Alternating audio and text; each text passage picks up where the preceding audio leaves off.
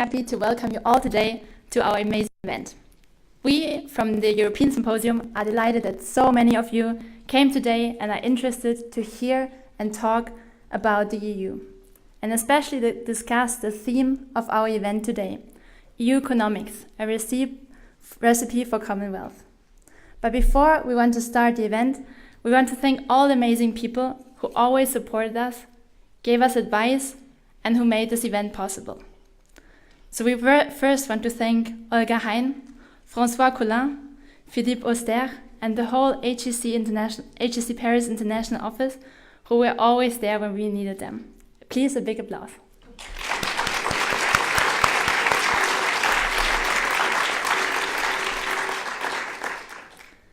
Then we also want to welcome our special guests, the HEC Associate Dean Eloïc Perrache, the Officer of Communications Mathieu Blondeau from the European Parliament in France, and Gauthier Dahl, Head of HEC Alumni Association, Yvelines.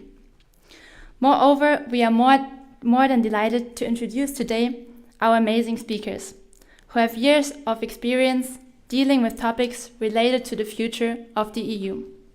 And here are the guests of our panel discussion. We are honored to welcome Nicole Desfontaines. As Secretary General of the SEMS program, she aims to bridge the gap between business and academia.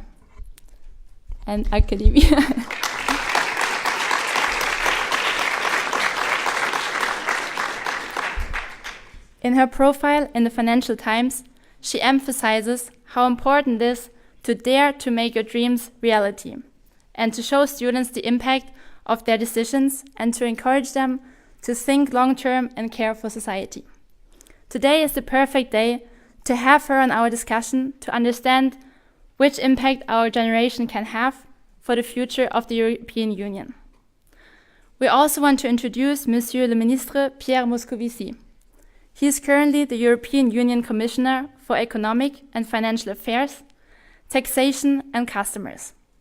Previously, he was a Minister of the European Affairs and the French Minister of Finance. In 2014, he was entrusted by the Prime Minister of France with a mission to assess how European politics can be better contribute to growth and employment. And today, we are honored to welcome him and to discuss more similar topics.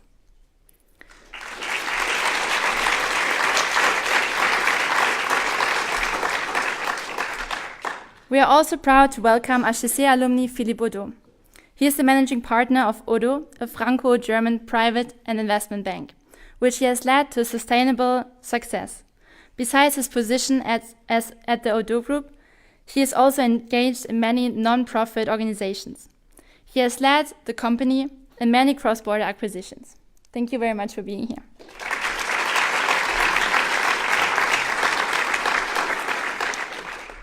Oliver Marchal is partner and chairman France and member of the worldwide board of directors at Bain & Company.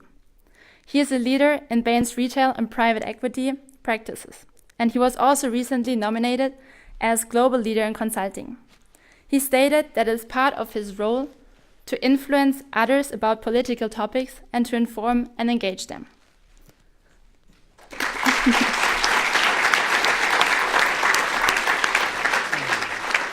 And the leader of our panel discussion is Stanley Pignal, European business and finance correspondent for The Economist. Before, he worked for the Financial Times, and amongst other themes, he also covered the European Union out of Brussels, especially during the Eurozone crisis.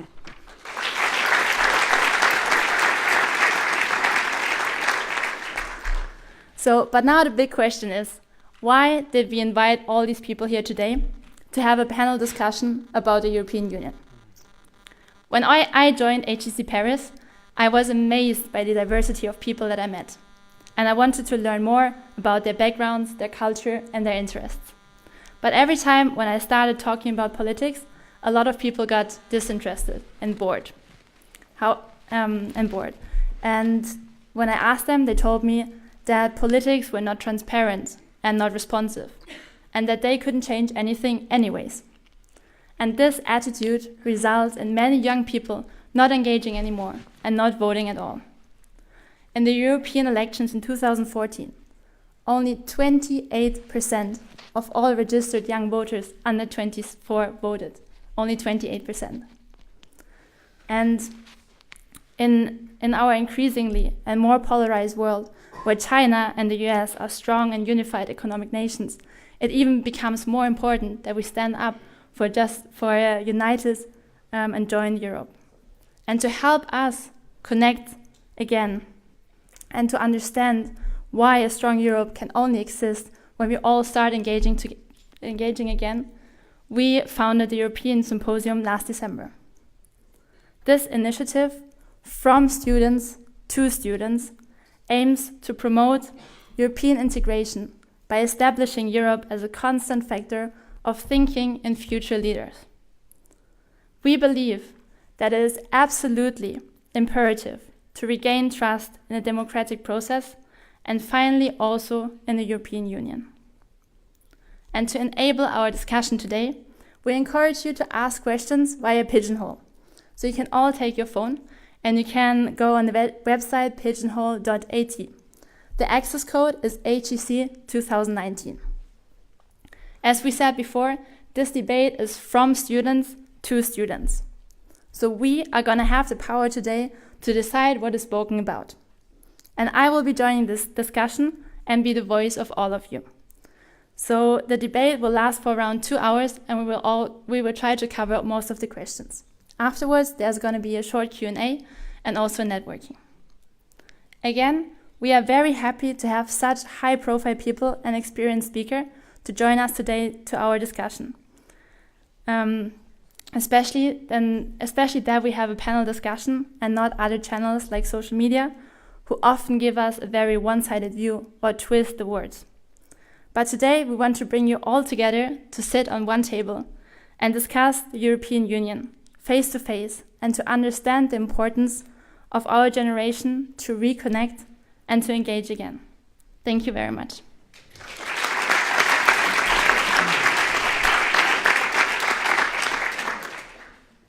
Great. Thank you, Lucy. Hi, I'm Stanley Pignal. Thank you to the panelists for coming today. Thank you to all of you for coming on what is a spectacularly nice day outside, spectacularly nice Friday. Very diligent of you. It's quite easy to be gloomy about the European economy. If you look at growth, 1%, 1.5% this year, next year, it's not exactly great. Unemployment is still 7-8% across the Eurozone, even at the end of a fairly benign economic cycle over the last 5, 6, 7 years. And there's a sense that when that economic cycle comes to an end, which it will at some point, policymakers are not going to have a lot of levers to pull to improve things. So monetary policy is very loose. There's not a lot of fiscal space to boost the economy again.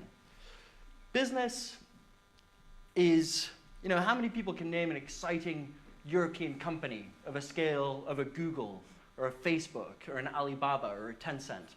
It feels like, this has not been Europe's decade in terms of creating businesses. And on the political side, don't worry, I get more optimistic later. But I have to talk about the political side, and therefore I have to talk about Brexit, which is a complete nightmare. We haven't necessarily fixed the problems that created the Greek crisis a few years ago. And actually, politicians across the Eurozone are fighting for basic liberal values that we used to take for granted. So all of this kind of spells out a fairly gloomy scenario. There is a more positive side, a more positive spin that you can put on the European economy, which is it's still a spectacularly nice place to live, right? It is a rich continent. People don't work crazy hours, except if they choose to come at this kind of symposium. Europeans have access to public services like healthcare, like education. I mean, it's just a nice place to live. The Eurozone didn't collapse in the way that people expected that they would. And actually, I think if you take the longer view over the past 20 years, the process of European integration, where we have brought in Eastern Europe and places like Spain and Greece and Portugal into the fold of rich Europe, is a historic success. So it's a mixed picture, I think. And what I want to start off the panel with is this question. Should we be satisfied with the current state of the European economy? is this as good as it gets? Pierre Moscovici, you're on the front line of this. Let's start with you. Is this as good as it gets? Should we be satisfied? We can all see that you are working in a newspaper, which is British. So you consider Europe as just a place where we eat good camembert and reblochon and good cheese. And it's a bit more, I think, valuable than this. Today is the 29th of March, and we might forget it. Theoretically, in a few hours, the UK was supposed to leave the EU, and it's certainly a very important factor of uncertainty. On the contrary, for the third time this afternoon, the British Parliament, which is quite crazy, you must also look at your own garden, decided to vote against the agreement for the third time. And it's hard to say in this context what will be exactly the picture for the European economy. I would be less gloomy than you are. If I look at the European economy, first, I want to look back. When I became finance minister, it was in 2012, or even European Commissioner for ECFIN,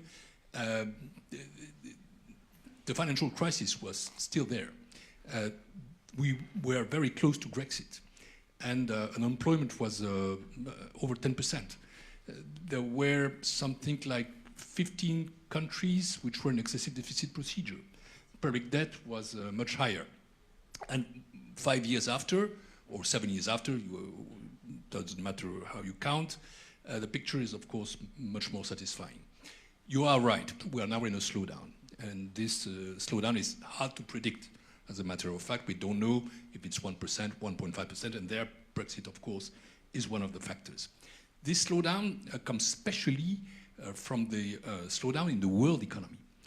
And the most important driver of uncertainty in the world is obviously trade tensions, the risk of protectionism, and especially the fate of discussions between the US and China, and maybe also the US and the EU.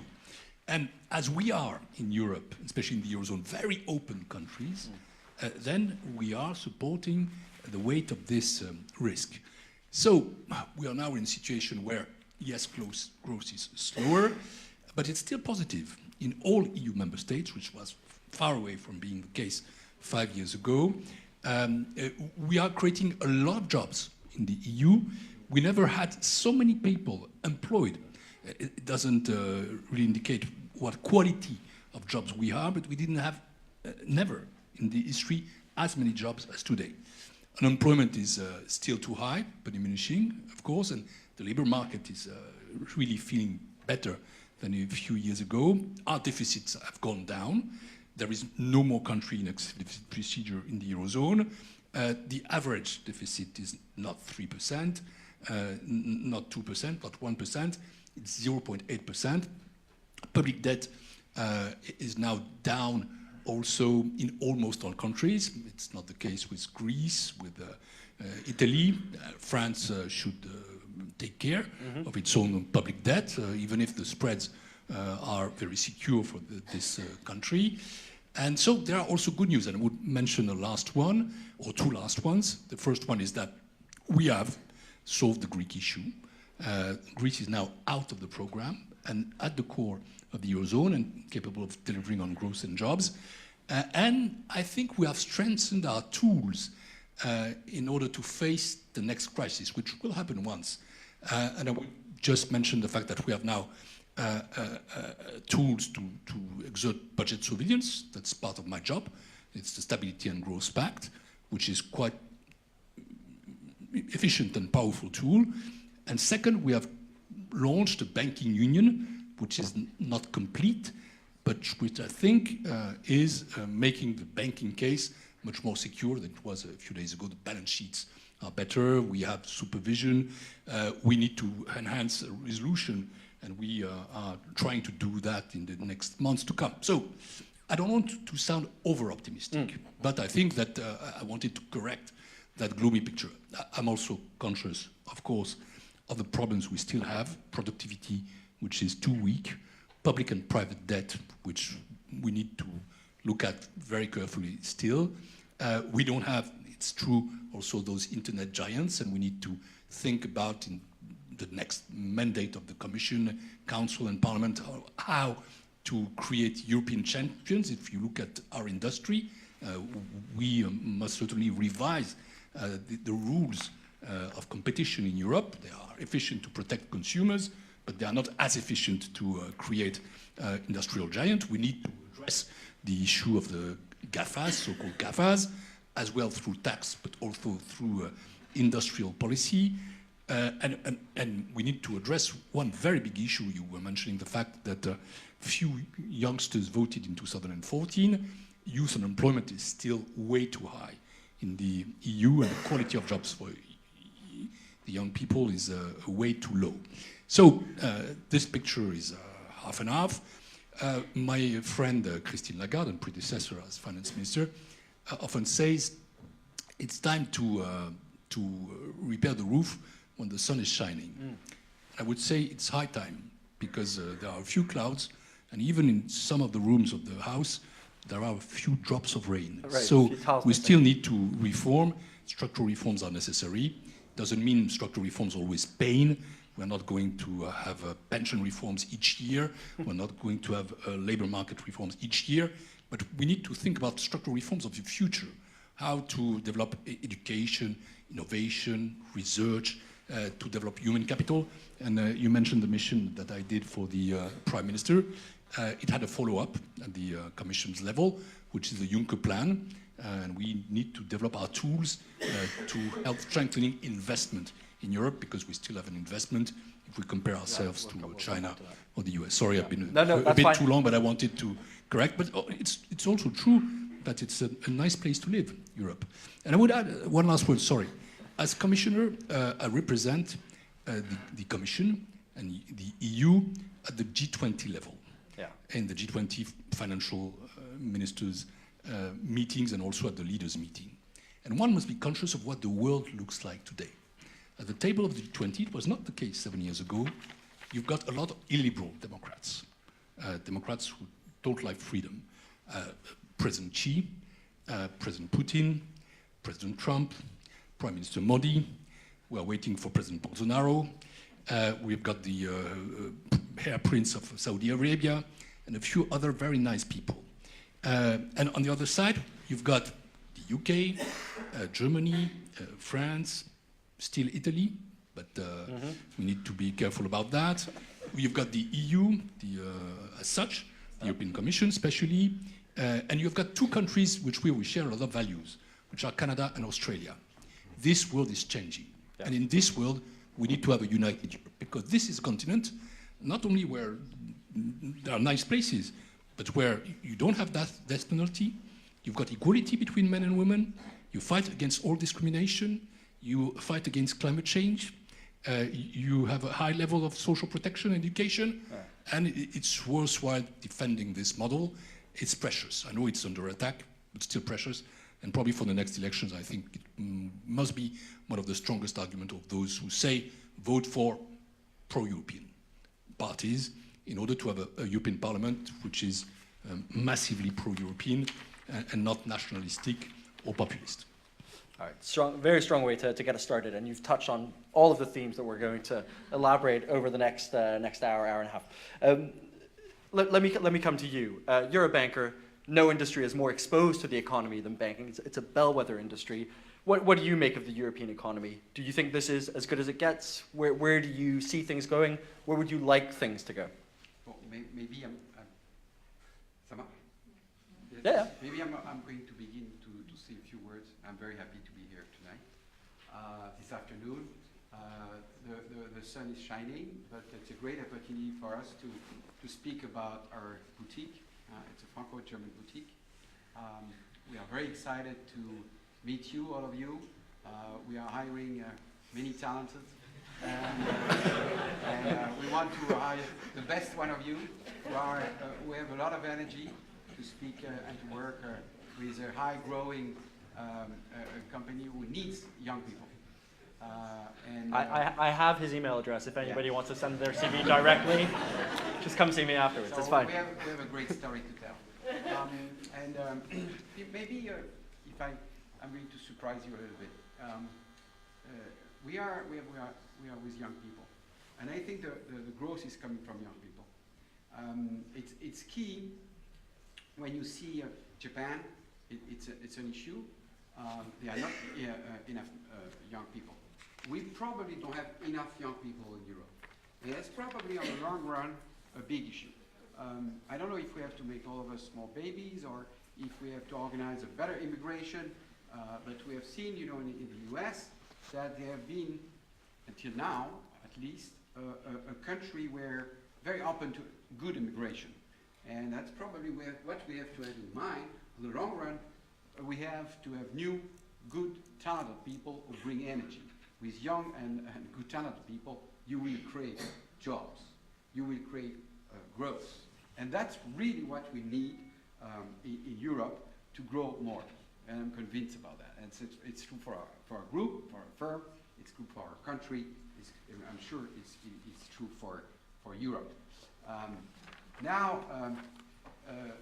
Yes, I mean, I don't want to say, I see Pierre said many things that are really true, and I want to rephrase what he said, but it's true that the trade threats between China and the US have a big impact also on the Chinese economy and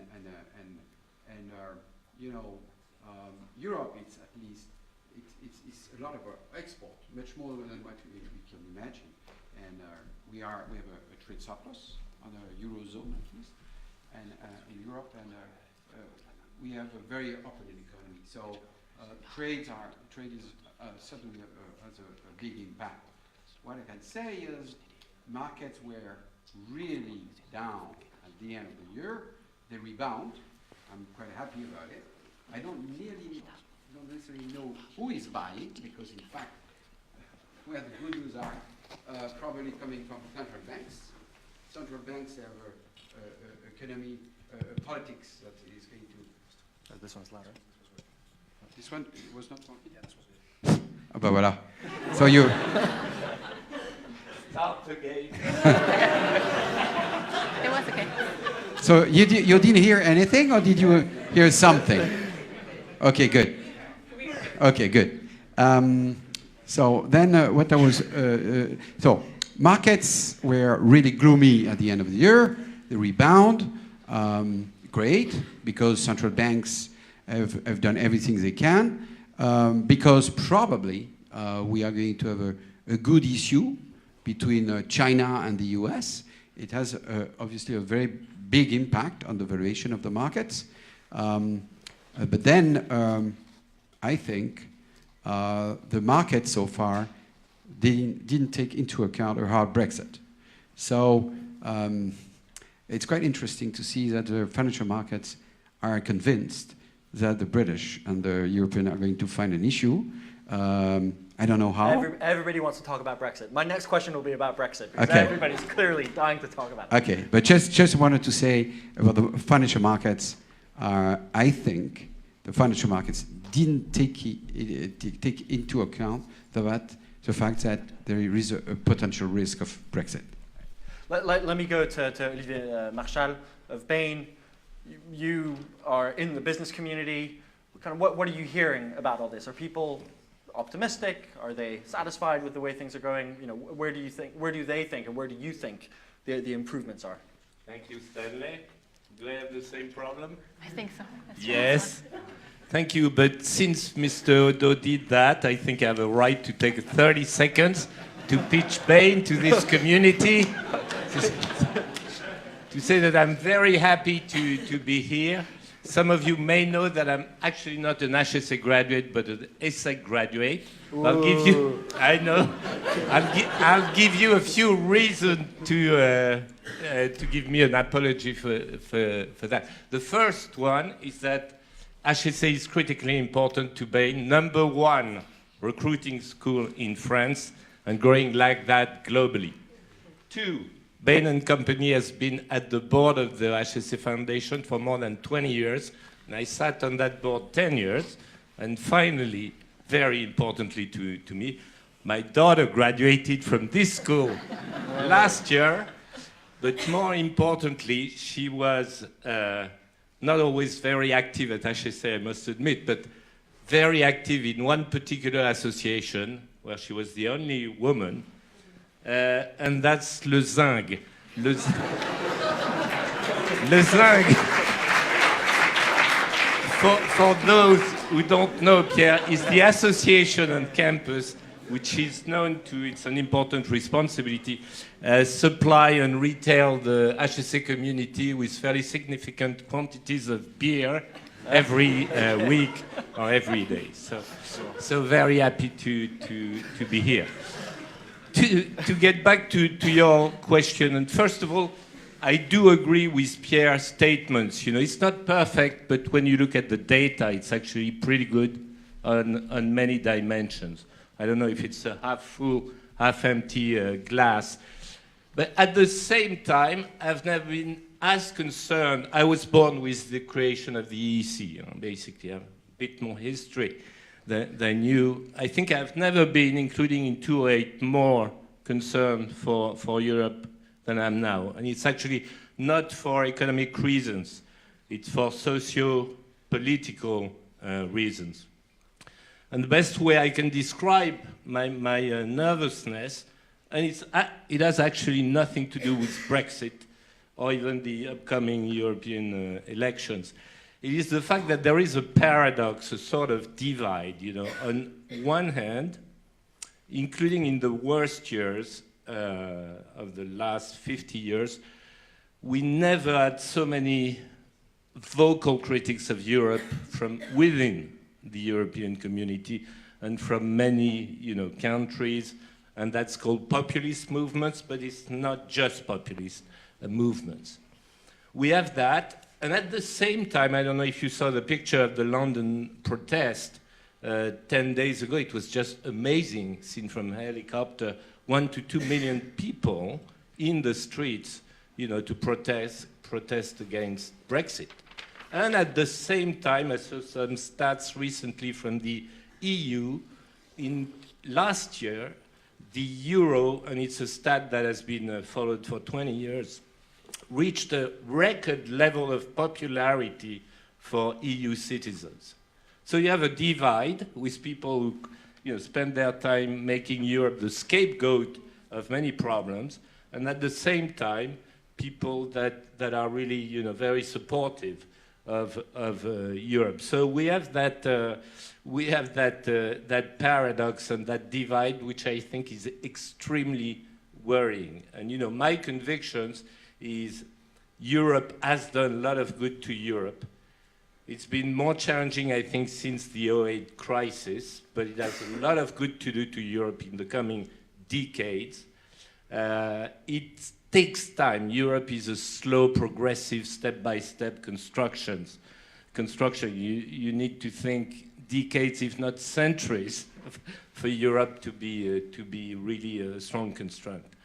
But Europe is, I just realized, you know, the last 6 months, is actually fragile, and probably more fragile today than it has ever been.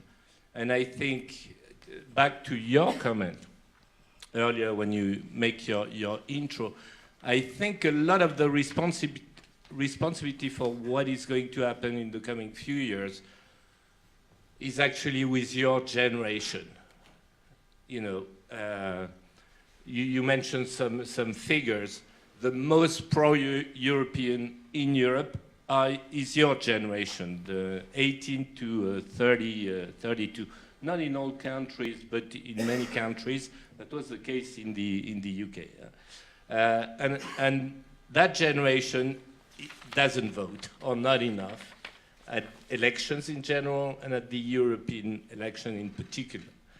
So you should be the pioneers of a European reconstruction, refoundation. Some people use that term, and that starts with voting, and that starts with being, you know, real actors to incentivize your generation, your communities to vote at the next election. Great. Nicole de Fontaine, let's turn to you. If you can score a microphone from someone. There you go.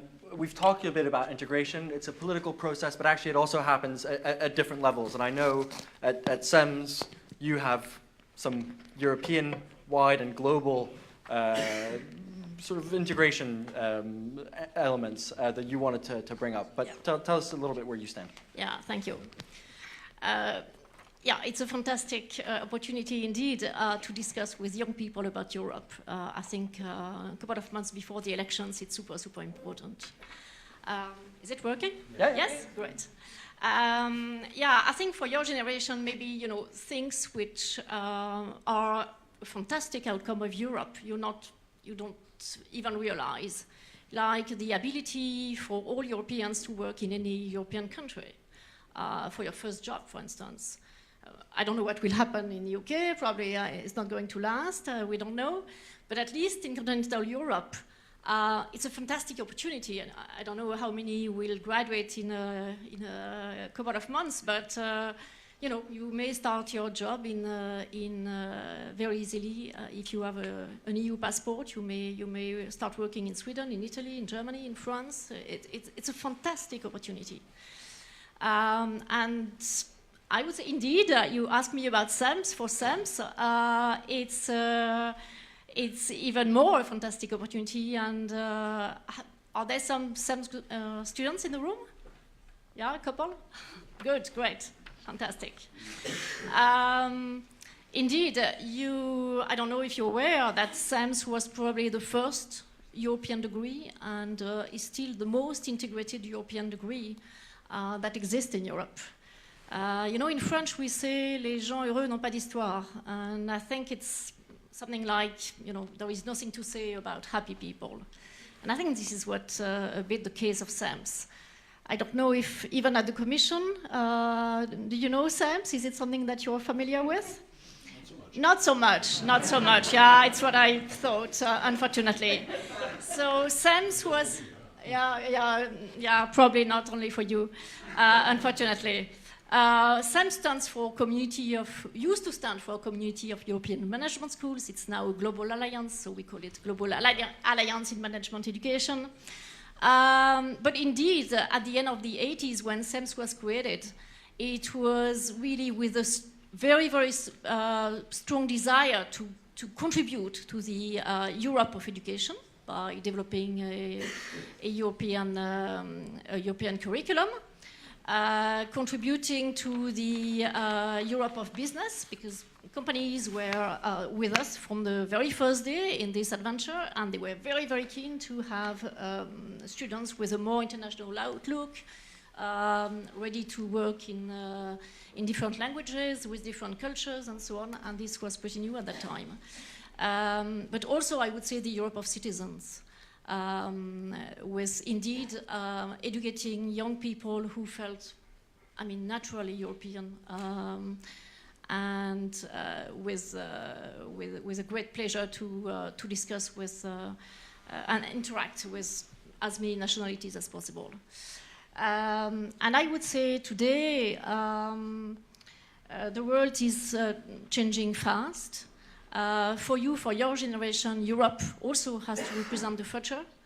Europe has to be very active in the field of digitalization, in the field of climate change. I think that's our unique chance, because if this is not done at the European level, I don't see any country able to do this. So I think this is in your hands also, the young generation, really to fight for that at a pan-European level. So Europe used to be useful, 20, 30 years from now, when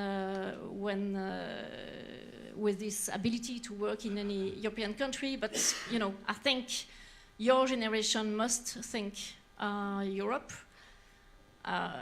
Otherwise, I don't know. I must say I share your, not skepticism, but your anxiety, some kind of anxiety about the coming months, and I think Europe has to wake up.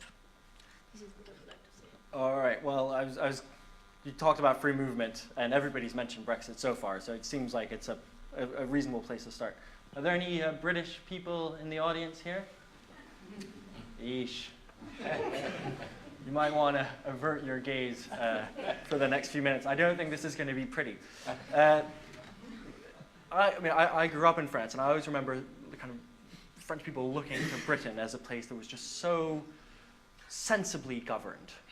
You know, they just used to have, you know, just politics seemed to work in a particular way.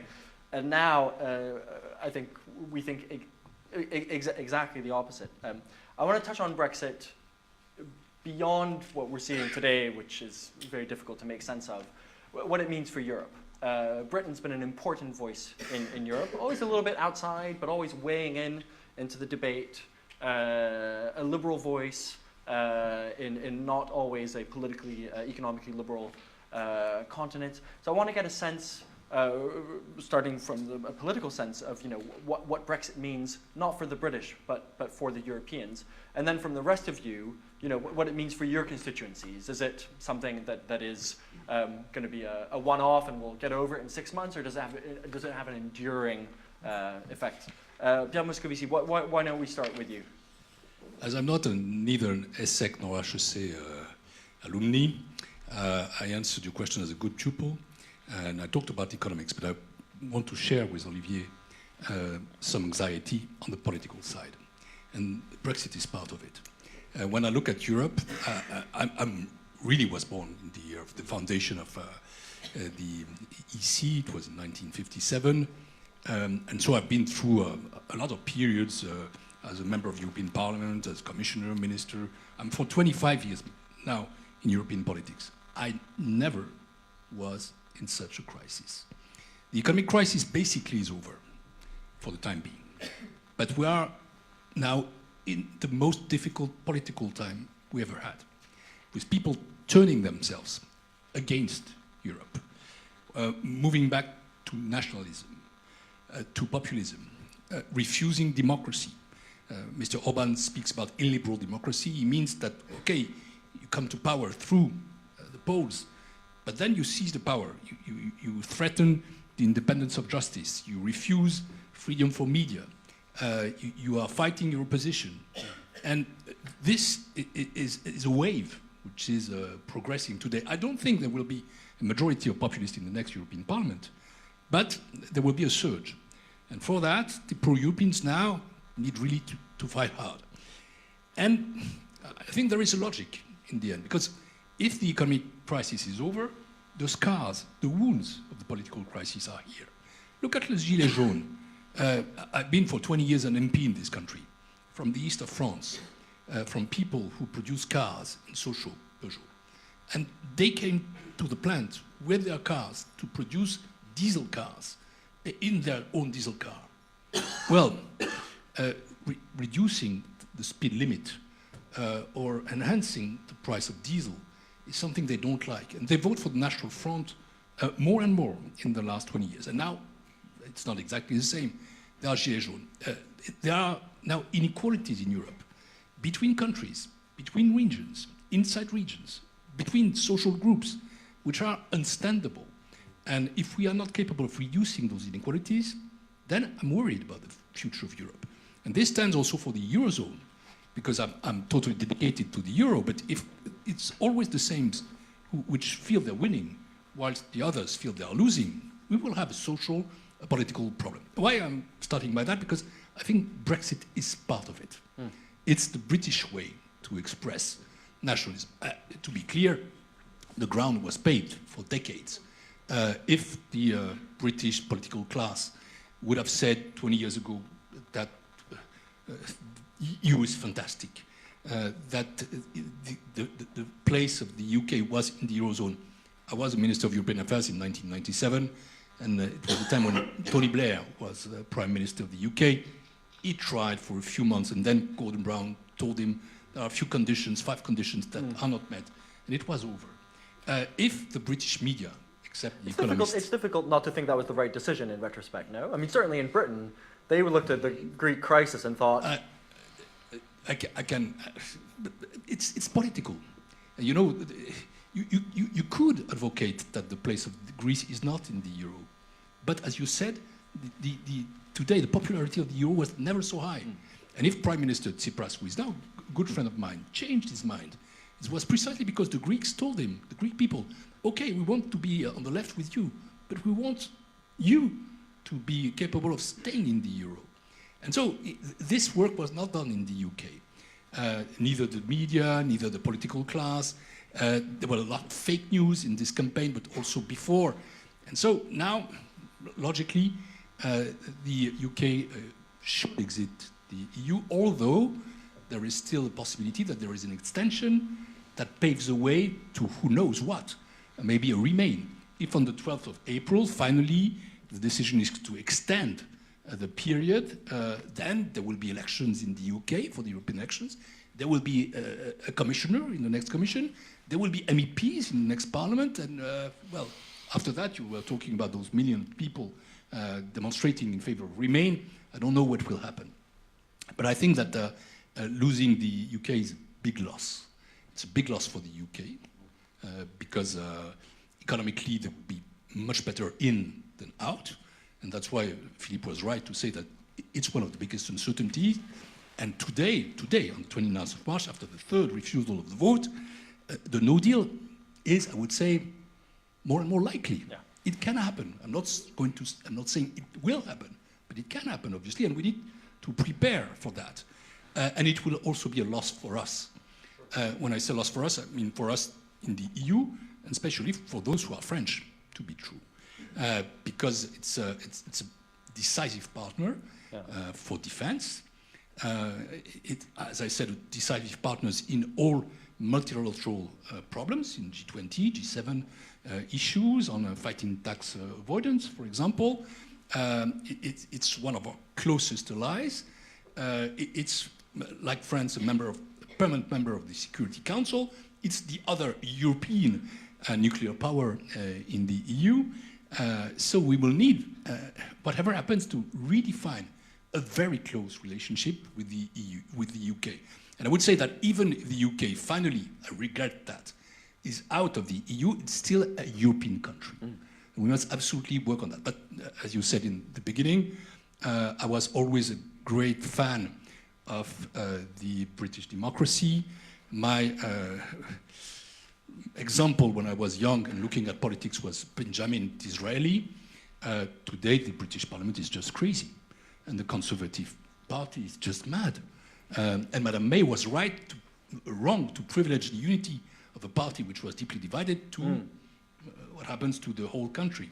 Well, we'll see what happens. To end with, talking to the British students here, when I'm in the Commission, with my staff, everybody speaks English. I've got always a running gag, which is to say, it's the last time I come here speaking English. L'année prochaine en français. British, forgiven. It's over with it. But well, no, sometimes somebody reacts like you. Don't worry, it's just a gag. We are going to talk English again and again. You still have the Irish and the Maltese. Olivier, let's come to you. Let's finish this round and then we'll take some questions from the audience. But you know, the Brexit thing is just, there's no upside to this, right? It's hard to see one, even though some people think there is an upside. There are some people who advocate the fact that, you know, if Brexit happens, soft or not soft, somehow it will be virtuous for Europe. It will create a sort of political reaction. I doubt that, or at least I don't think the conditions are met today for that to happen. So, you know, whatever the reasons, the ill-conceived decision that led to the referendum and to the possibility of Brexit, from a business standpoint, it is bad. And it's lose-lose.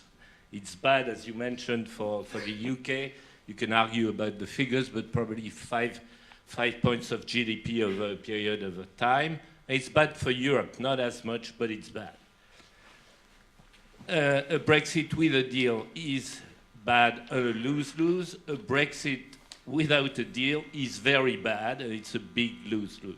So it's going to be very interesting to see what happens. At the same time, you know, companies, particularly large companies, are flexible. They adapt. They move manufacturing facilities, supply chain. There was a survey recently with French companies that have operations in the UK.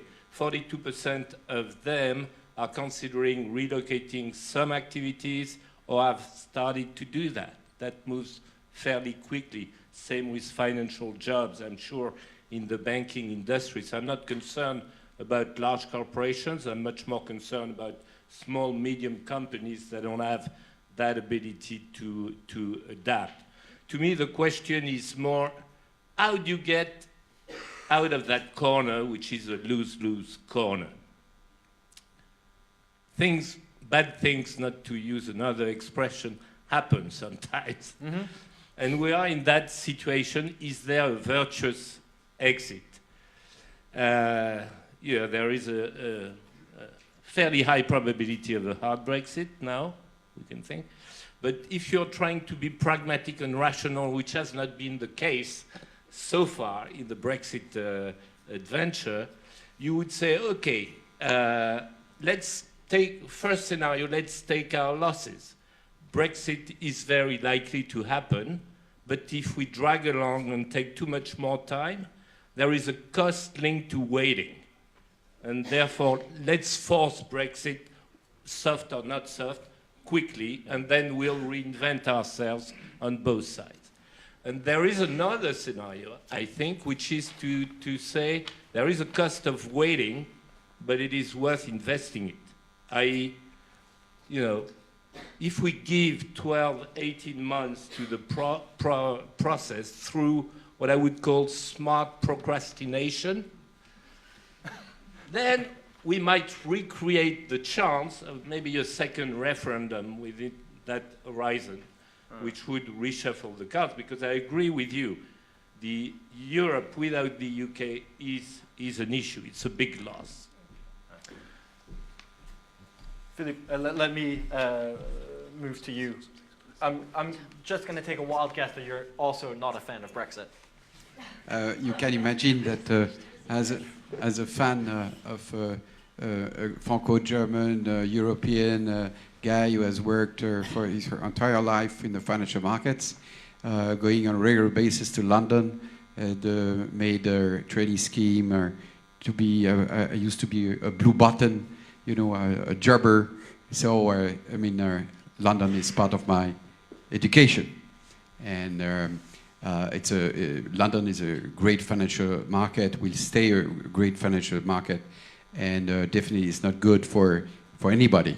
On the financial market, I can say that it's a highly regulated business, and because it's a highly regulated business, the financial markets can afford a hard Brexit, because everything has been prepared. Okay. It's not a problem. I visited all the regulators. If it is a hard Brexit, we will go on to work with British institutions, British investors, exactly on the same way that we do today. Okay. For us.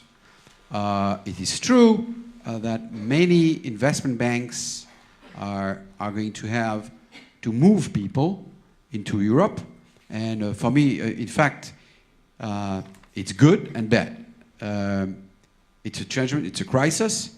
Through a crisis, you have always opportunity. So we have to be flexible and to go faster than the others. So if, it is horrible, but if we have a hard Brexit, let us try to take advantage of it. They are going to have clients all over Europe who are not going to be able to be served to have an investment bank based only in London. It's going to be a chance for us to gain market share. And maybe it's going to be an opportunity because we may see some investment banks are becoming very cheaper to buy in London, or to see even, why not, great talented people who would like to stay in London. We have nothing in London right now. So why not? I mean, I'm sure there are many highly talented people to attract and to create a business from London. That's very for us. But globally, Brexit is a...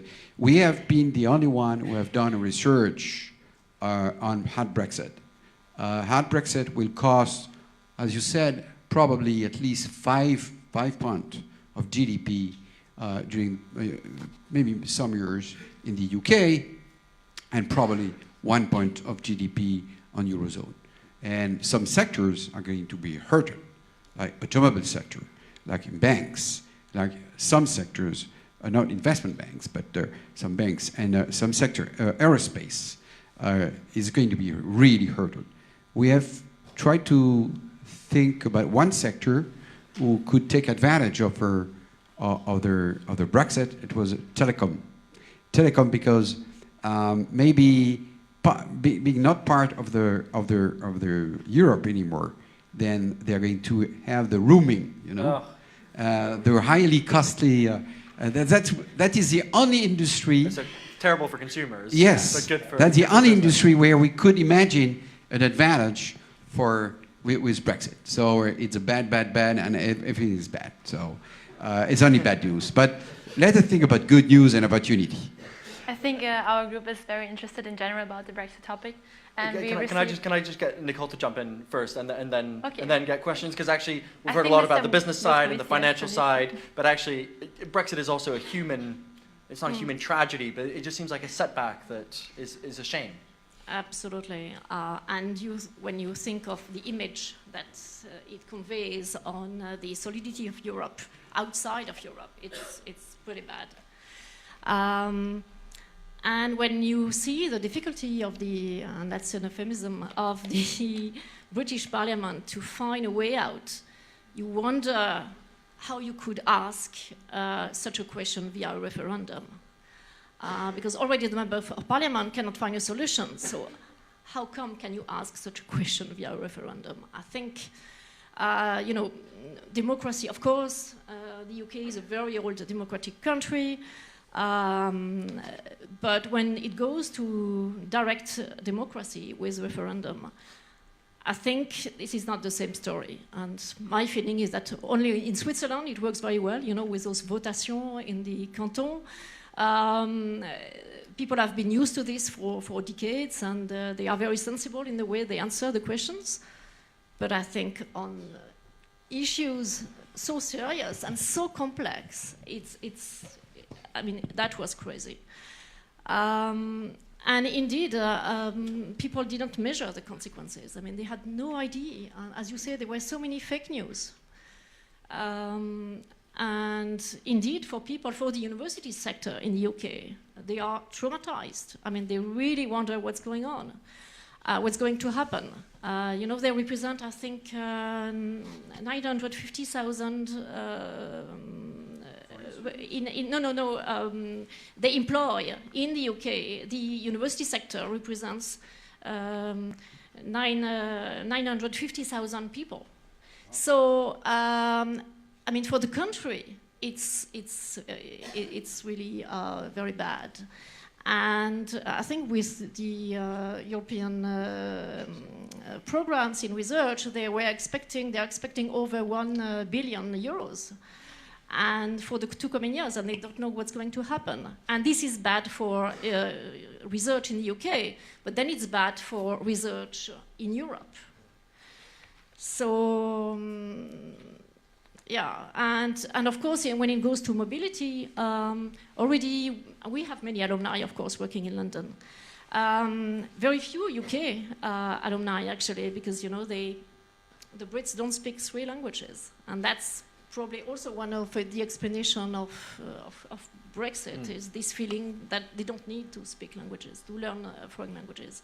But anyway, we have alumni saying that, the atmosphere has changed in London, and they don't feel that well anymore, which is, when you think about London being the most cosmopolitan city in Europe, it's a real pity. And of course, it means maybe less opportunities for future generations to get an internship or a job in the UK. It's very interesting to hear it from so many angles. I think a lot of the students are very interested about the Brexit topic, especially when you mentioned the madness and chaos in England. And one of the questions that I ranked up is, it is obvious when speaking to a college-educated crowd of liberal orientations about the chaos and madness of British Parliament. But do the Brits have any logic argument? Does the EU need to introspect? What are your thoughts about that? Well, first, if you go back to what Nicole said a minute ago about referendum or not referendum, I knew very well David Cameron and his finance minister George Osborne, who was kind of his brain in this campaign. He led the campaign, and they had promised to have a referendum because they thought that they wouldn't have a majority in a vote in the parliament.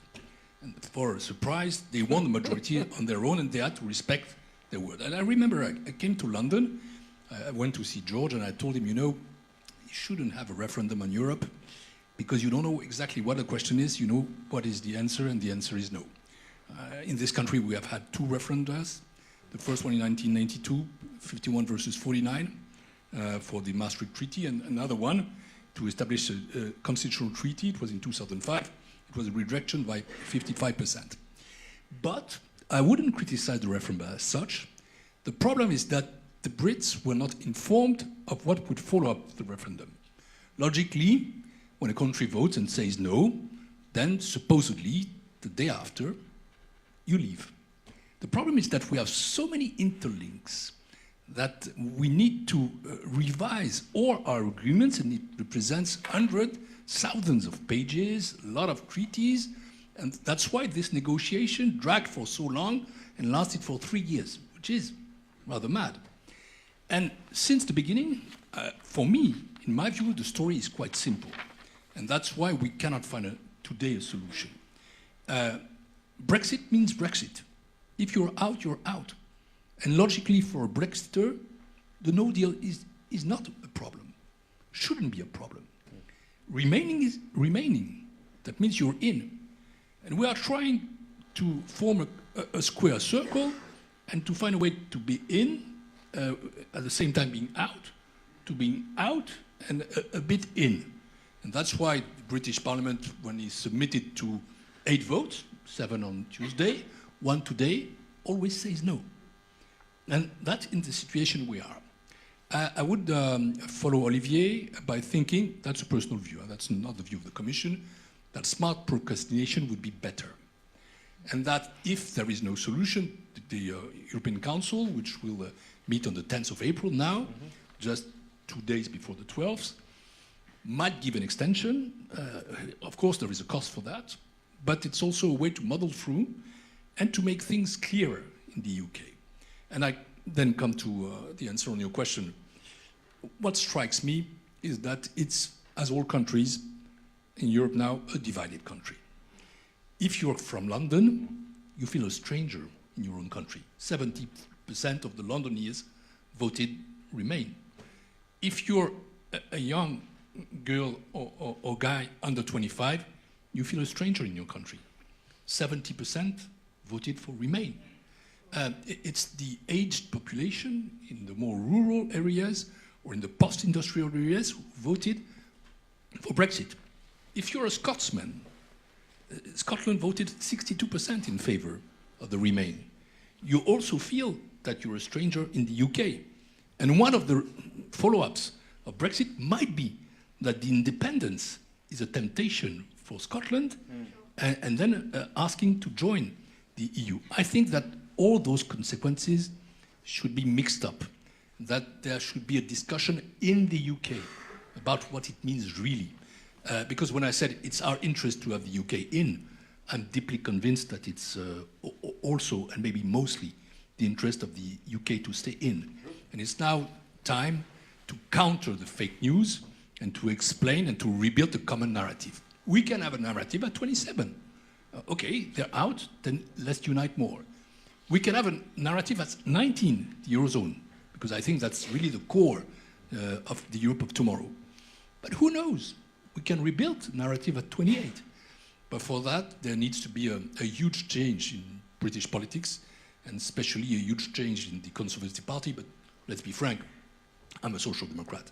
There must also be changes in the Labour Party, because the position of the Labour leader is sometimes, I would say, to be diplomatic, unclear.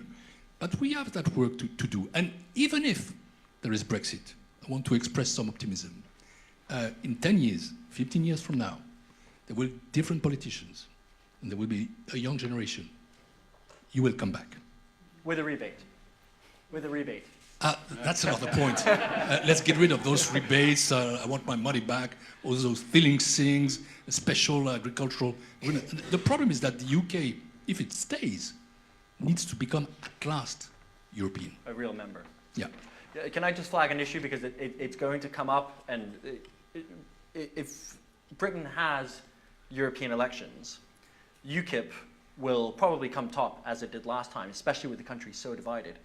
UKIP is about 5 times as crazy now than it was 5 years ago. All the remotely sensible people have left, the Nigel Farages and so on have left. It is now a party which is kind of beyond the far right. I mean, these people are crazy, but they still have the brand. If you enjoyed having Jean-Marie Le Pen in the European Parliament, I mean, just wait until you see who ends up in the European Parliament from the UK. It is going to be interesting. You know, as a commissioner, I go to the European Parliament each month, and I just sit nearby those guys. And it's clear that they are totally crazy. The Conservatives are not really reasonable. And so, well, we'll see what happens. But that's also democracy. And if there are European elections in the UK, I hope that the pro-Europeans will fight for their cause. It's absolutely necessary.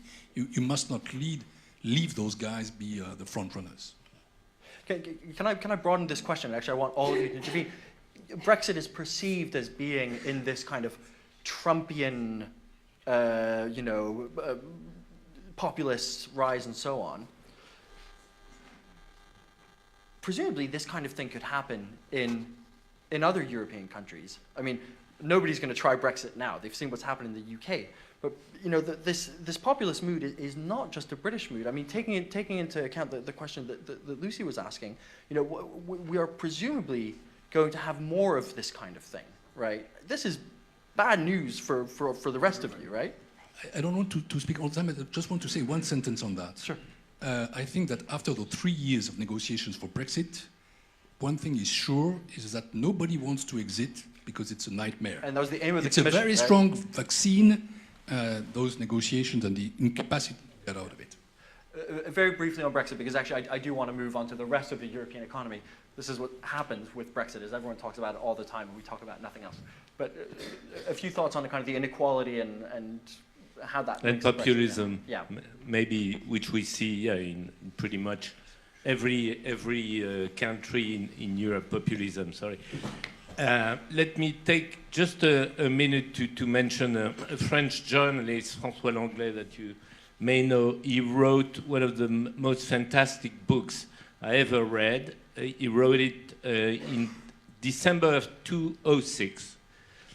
And that book, which was called The Crisis of the 1930s, is in front of us, was writing before the name subprime was even known, writing the story of what happened in the last 10 years, basically, or 13 years, saying, there will be a financial crisis, it will be followed by an economic crisis, which will be followed by a social crisis. And that social crisis will be followed by a political crisis characterized by protectionism and populism. And I will spare you the next chapter of the book, which was, and there will be a war, but he's been right so far for the five first chapters. So I think that could be predicted. I think the crisis, we blame many things on Europe, when very often it is that big crisis, which was not due to Europe, which originated many of these issues. And that raises difficult questions, you mentioned the referendum, and Brexit is an extremely complex issue from a political, social, economic standpoint for the average citizens to really understand. And unless you have responsible political parties that are, ethical in the way they present the implications, unless you don't have social medias that spread fake news at the speed of light, it is very difficult for people to have a sound judgment and make a vote that is, I think, an educated vote. That happened in France in 2005, as you mentioned. So that raises a real question on democracy as well. What are the limits of democracy? Maybe a few words about populism. Being 3 days a week in Germany and 2 days a week in France. In fact, populism exists in Germany and in France. But what I can notice is populism represents between 20 and 25% in Germany. It's probably 40 to 45% in France. This is including the hard left. Yes, Okay. you know, or the populist. And in fact, it's highly related to perspectives, to the people. Germany is a very decentralized country. And in fact, when you go to small cities, in very small village, you can also meet great company who can do billions of revenues. And you're very surprised. But those companies have stayed, you know, all the time in the same village, the same city, and they're offering jobs for the people. And they investing in education and so on and so on.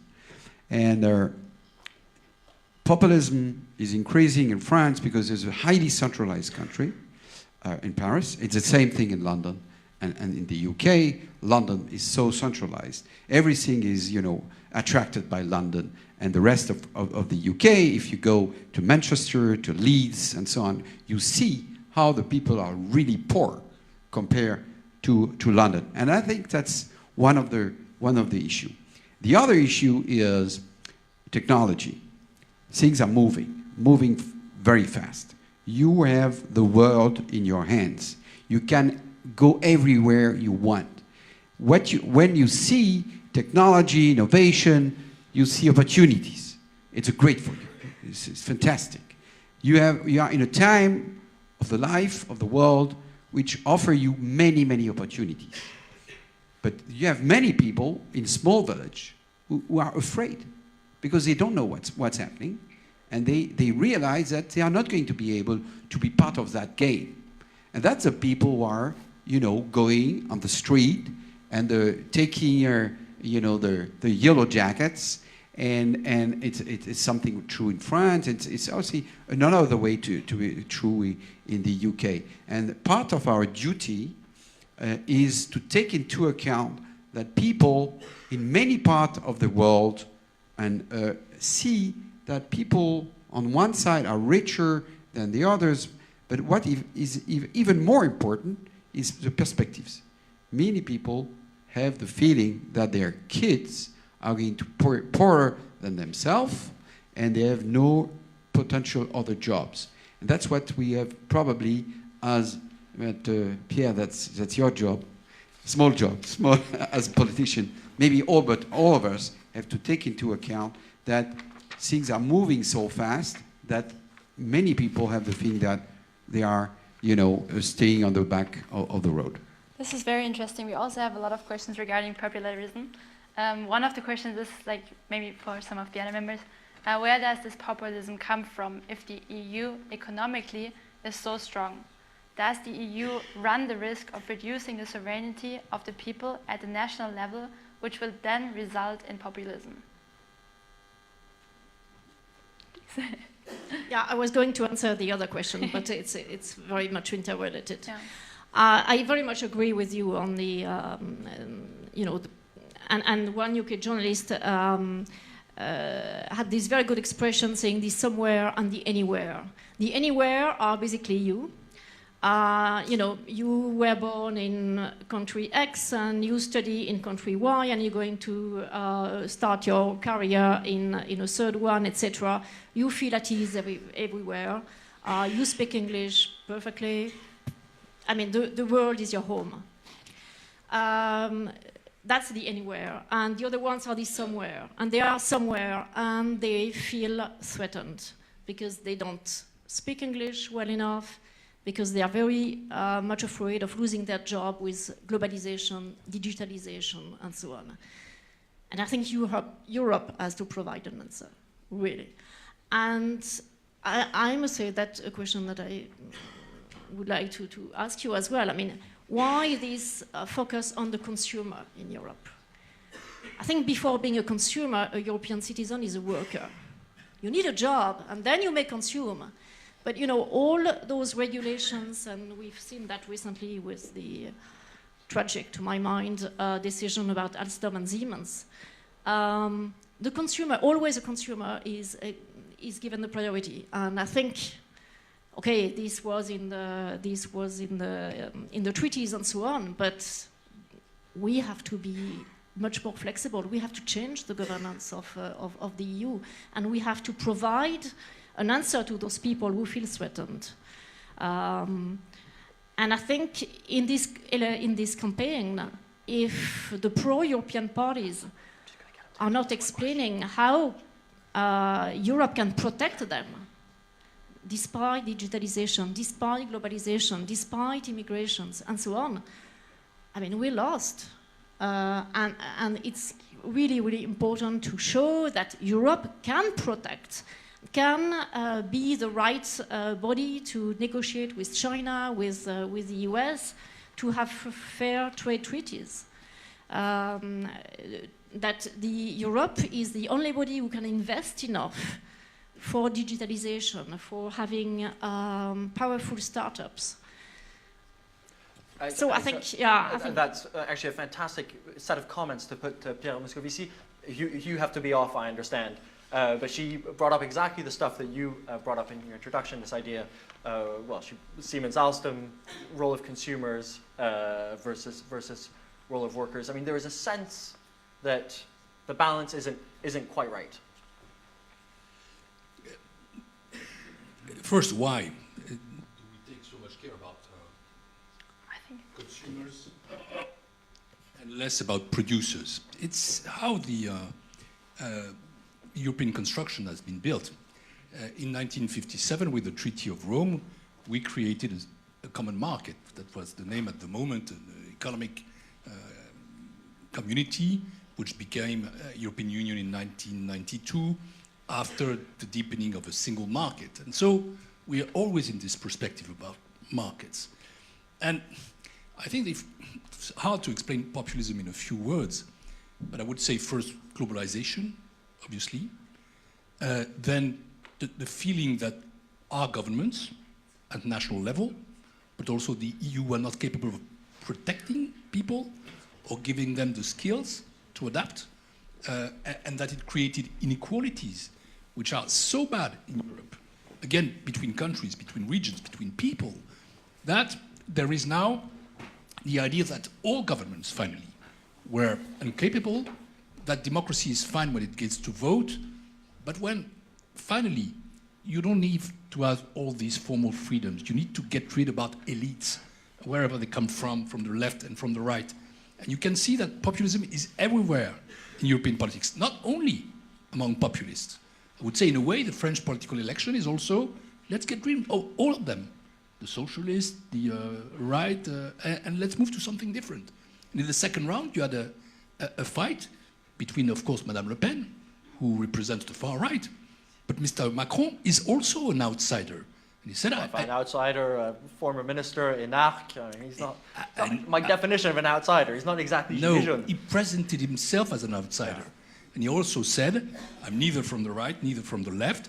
And in a way, he used populist techniques for mainstream purposes. And so you cannot win an election without introducing populism in your own way of reasoning or presenting yourself. That's why I think it's time to rebuild Europe. I'm a pro-European, but I'm not saying everything's fantastic. We need to change a lot of things. We need, of course, to see how we produce wealth, how we distribute also. We need to have ideas in order to help our countries and our also people to converge, and that's what the Eurozone budget might be around. But I don't have that much time to expand because I was obeying to Philippe Odo. He said that we're an aging continent, and so I've got a son. He's neither from ESSEC nor for HEC because he's 9 months old. And it's Friday night, and I must go back to home and take care of him. So that's why I have to leave you. But I've got still two messages. The first one is again, to respond to what you said 1 minute ago. You said it's about the politician to create the future. I don't think so. I said afterwards, we. We. Because politicians, they have to build a framework. They have also to express the will of the people. They need to show leadership. They are there to govern, and that's certainly our job. But we are not there to produce wealth, to produce jobs, neither in a way to distribute that. It's you, as leaders of companies, who need also, through your action, to take care of some ethical questions, to address the issue of inequalities, to show solidarity. And I think that's something that we must do all together. And that's why also I accepted this kind of a panel, myself being a politician as well at the national and European level. And my last word is, of course, for those who are here, for the young people, the bright young people that you are. I'm not offering you a job at the Commission, because, but there are also some ESSEC and HEC alumni in the European Commission, of course, but you need to go through other kind of recruitment procedures, so it's not as direct as that. And so I'm not going to leave you my card, but you can find me also very easily. But you are the generation who are going to rebuild this Europe. And of course, you need to be interested in those European matters. You need, of course, to be dedicated to those matters, because Europe is absolutely the only way we have to address the global issues. It's a lie to tell anybody that you can face environmental issues, migration issues, social issues, economic issues, only at the national level. When I was a young member of the European Parliament, it was in 1995, President Mitterrand came to the European Parliament in Strasbourg. I was there. And he made a speech. He was almost dying. He came to the stage. He seized the stage. Everybody thought that he couldn't speak. And then he found the strength to speak for 40 minutes. And he had a message. And he said, we're quoting François Langlais, nationalism is war. It was the case in the past. It will be the case in the future if we're not capable of recreating a Europe who delivers as well on values, on policies, and on capacity to deliver, I would say, more fairness. And that's why I think it's worthwhile investing in Europe. And sorry not to be there until the end of your panel, but I'm going also to prepare the future another way. Fantastic.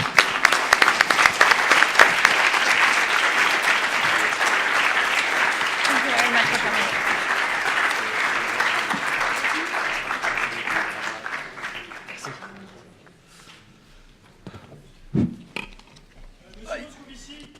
J'ai une question, juste une question.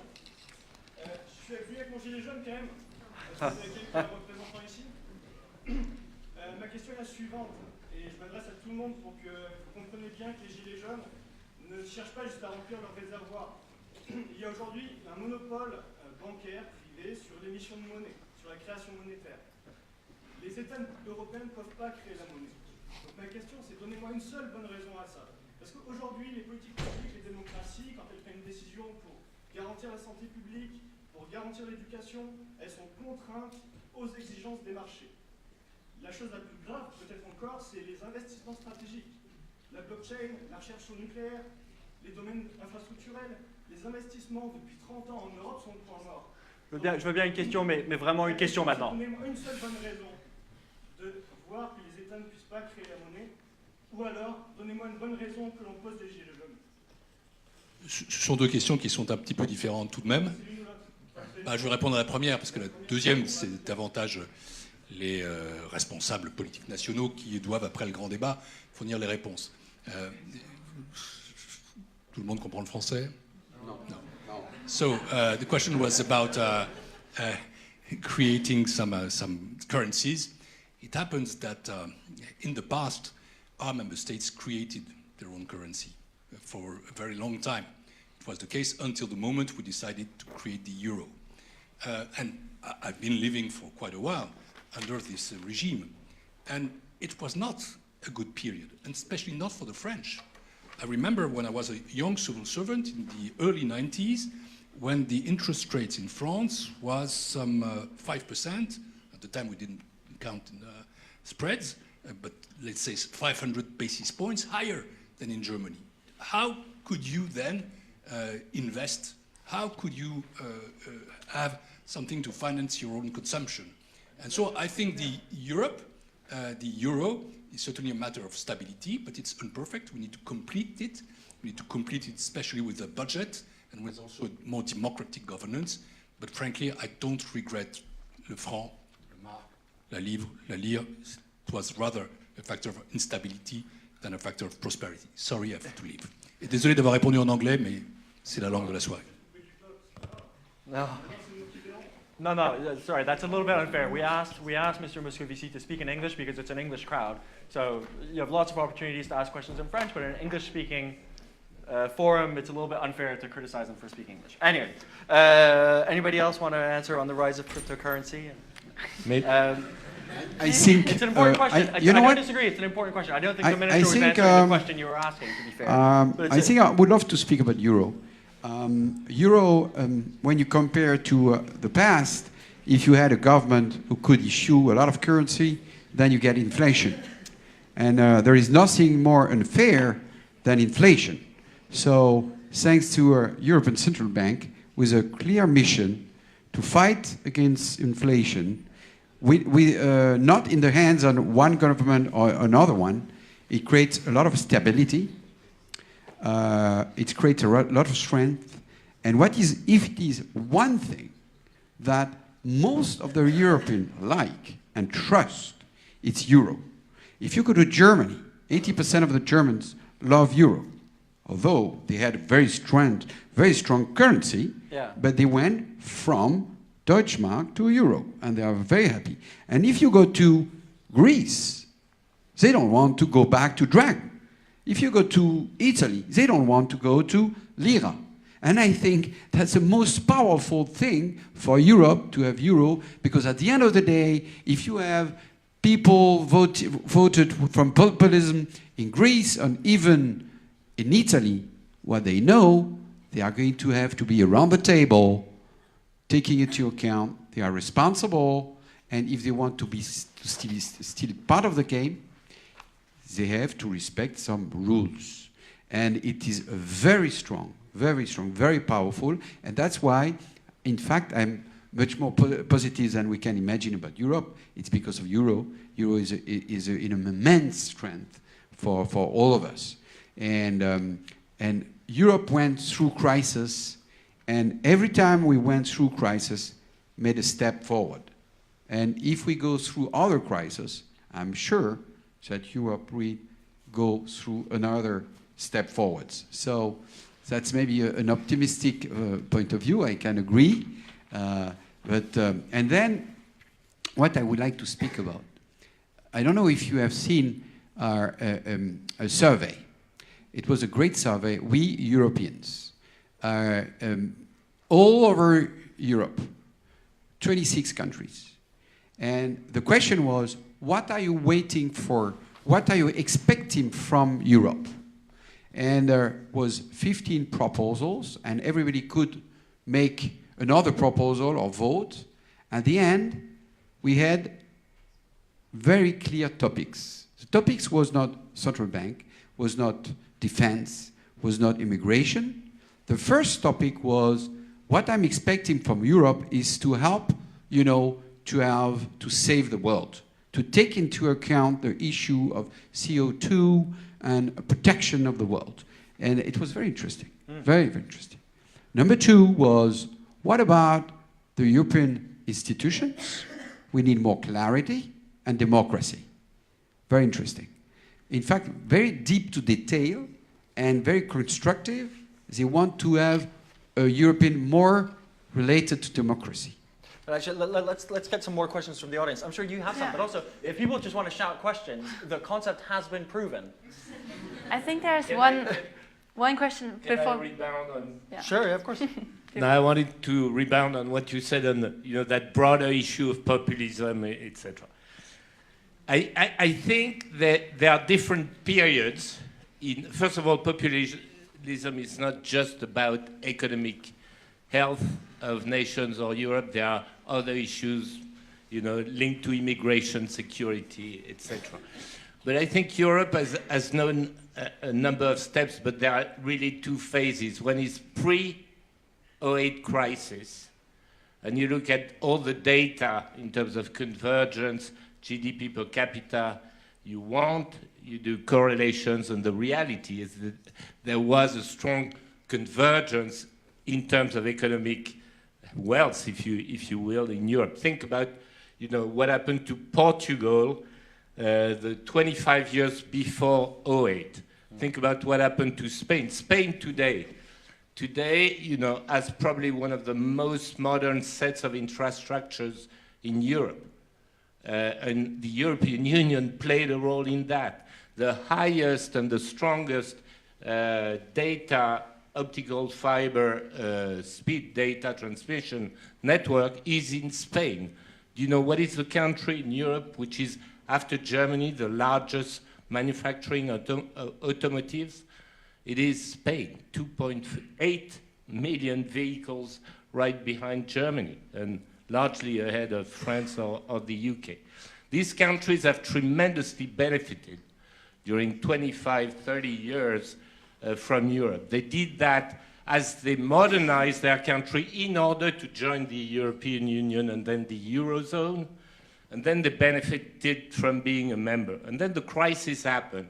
And that's where I want to put some of the blame on the European Union, because it's not. He's gone now, so you can do it. That's fine. Huh? Let's do it. Yeah, I think the management of the crisis, I'm thinking of Greece probably more than I'm thinking of Portugal or Spain, has been badly managed. Look at what happened to the Greek citizens in the last 10 years. I mean, the GDP has dropped 30, 35%. Unemployment for the youngsters has skyrocketed to 40, 45%. You cannot accept that in a European society which is supposed to be, socially balanced. So there were mistakes made in the way the system is built. And maybe we were too fast in trying to integrate a number of countries that were not completely mature yet in terms of economic balance to integrate Europe. And we need to draw the lessons from that, because there's still a lot of anger, frustrations in these countries, and I think long-lasting anti-European movements, born from that. At the same time, I look at Portugal today. They've gone through a very painful restructuring. Spain the same, and their economy is starting to boom up again. They are now re-increasing in fairly massive ways the minimum wages, and their economy is starting to boom again. But Europe had a responsibility in the way that crisis was managed. In the end, Europe survived, but some people paid a higher cost than others. Let me go to Lucy. Either question here, or if anybody... Madame Desfontaines, you mentioned the Siemens Alstom European champion, and now there's also the Deutsche Bank and Commerzbank. So do you think that the competition rules of the EU prevent from building an ambitious industrial policy at the European level? Well, I think what was right 20 years ago is not right anymore, and probably it was making sense 20 years ago to avoid having big European conglomerates. But now, having huge conglomerates on the American and Chinese side, it doesn't make sense not to favor alliances. I mean, look at what happened to Nokia, Ericsson. We just even almost don't remember that they exist. But I mean, they dramatically failed to innovate. I mean, they just lost in the market. Apple came with a better product. Nobody wants to have a Nokia. People want to have iPhones. I mean, that's why they lost, right? It's not a question of industrial policy. It's just a question of they just were not good enough.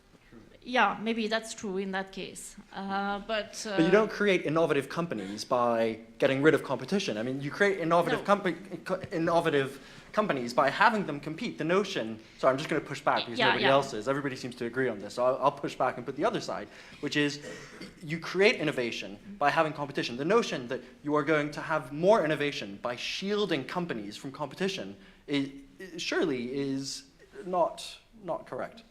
No. Yeah. But what is true is that we have a problem in Europe anyway, you talk about innovation, is that we have excellent education, but we don't transform scientific discoveries into business. We're not good at that. And I think this is, what we have to think about and find solutions. Whether it is EU or is it European countries working together, this is really something we have to tackle.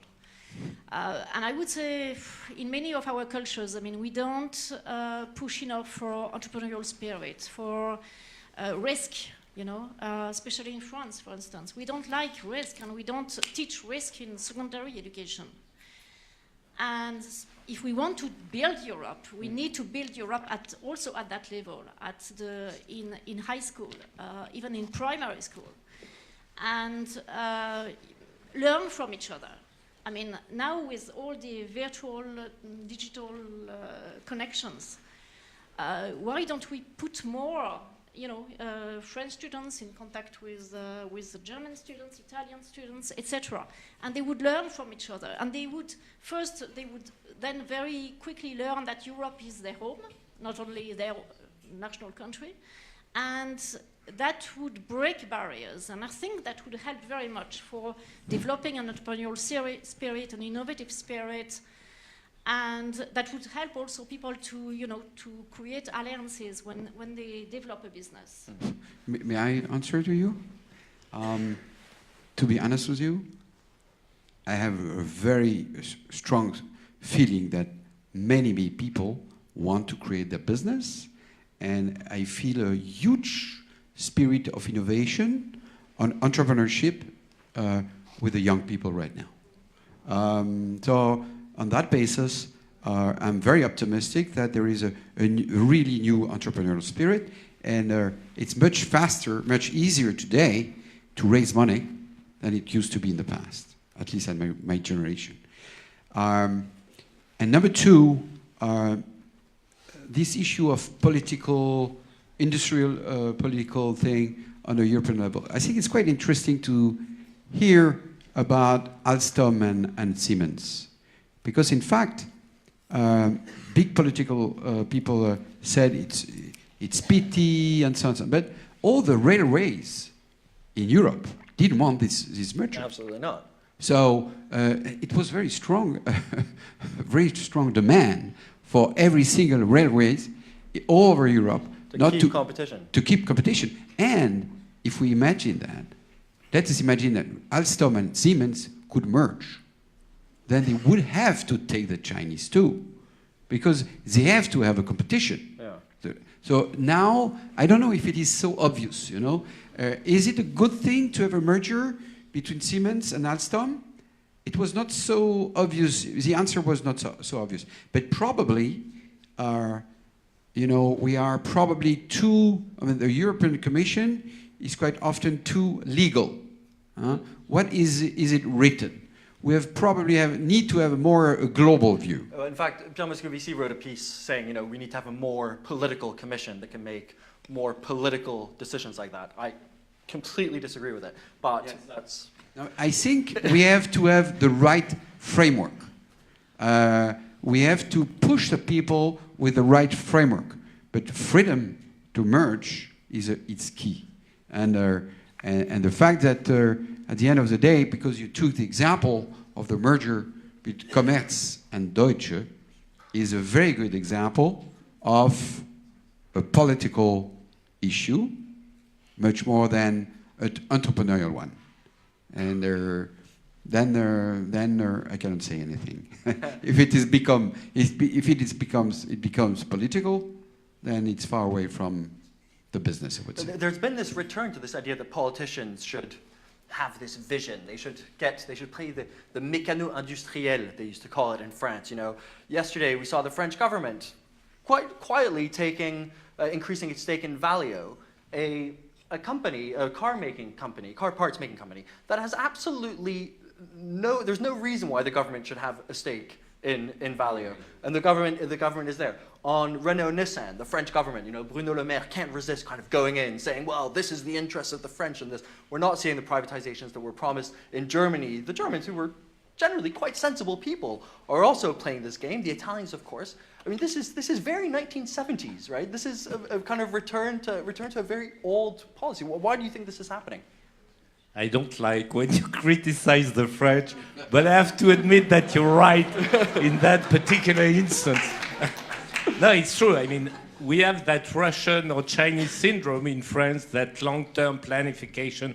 That was a De Gaulle thing, right? We needed to planify long-term. If you apply that to Europe, I sort of 50% agree and 50% disagree with you. I don't think, a full blast industrial policy in Europe does make any sense. I think just because of the scale of investments required, in some areas you can pick battles and you can align energies around that, political and economic energies, to try to create champions. That goes beyond the competition policy. And stuff like that. For instance, I think that that is a good example. Where we have the technology, we have the talents, and yet you let things happen, and we will be just a buyer of products done, in Korea, China, India, or the US, right? So there are battles that are worth, and I think the key is innovation. We started to discuss that the future of Europe, in terms of from an economic standpoint, is not to be a low-cost producer. I think we agree on that. We have the most, and that's fine, we have the most expensive social system in the world, and we want to maintain it. Therefore, the only chance for Europe as a region is high value added, and therefore, innovation, research and development, and we know we underinvest. Philippe is right to say that there's a boom all over Europe, not just in France, not just in Germany and the UK, in terms of entrepreneurial spirit. But let's compare that to what's going on in the US and to what's going on in China. Take VC, for example, venture capital. Great news. In the last 5 years, in the in the Union, 28 countries, the amount of VC available for investment, I don't know if it was raised or available, but the comparison will still hold. Good news was multiplied. It went from 5 to almost 25 billion in 5 years. Great news. The only issue is it's 130 billion in the US and more than 100 billion in China. So we're progressing, but we're so far behind. Yeah, and how much of that is like BPI France and European part of it is probably semi-public. You're right, absolutely. But that's our only avenue in the future. We will still have stronghold, in Germany, in machinery, in sophisticated robots, etc. But it's going to be high-quality service and extremely innovative industries and technologies, and we need to invest in that. And I would argue, in some cases, Europe can help and provide guidelines, if not financing. But it's a European level, not French level. Yeah. Come on, let's have a question from the audience. We have somebody in front. Just screen. I'd like to rebound on champions, risks, and Brexit, and I have a question to Philippe.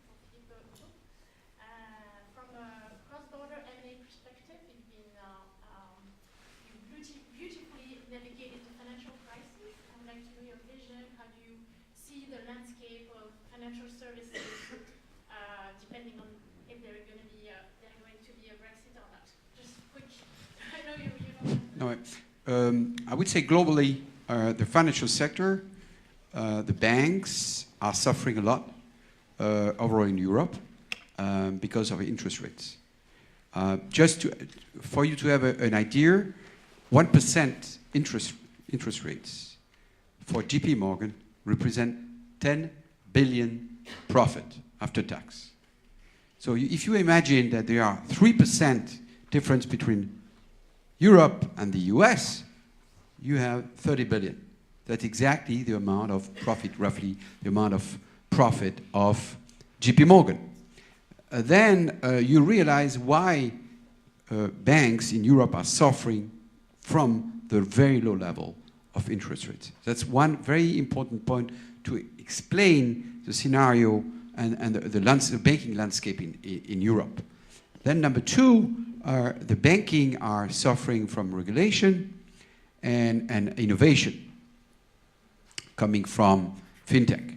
So on one side, they are pushed interest rates, are suffering, regulation number two, and then big fintech that can even not be, they cannot afford to buy them, how big they are. Can I ask actually, who here has a bank account that is not with a traditional bank, that is mainly with a digital bank, N26, that kind of thing?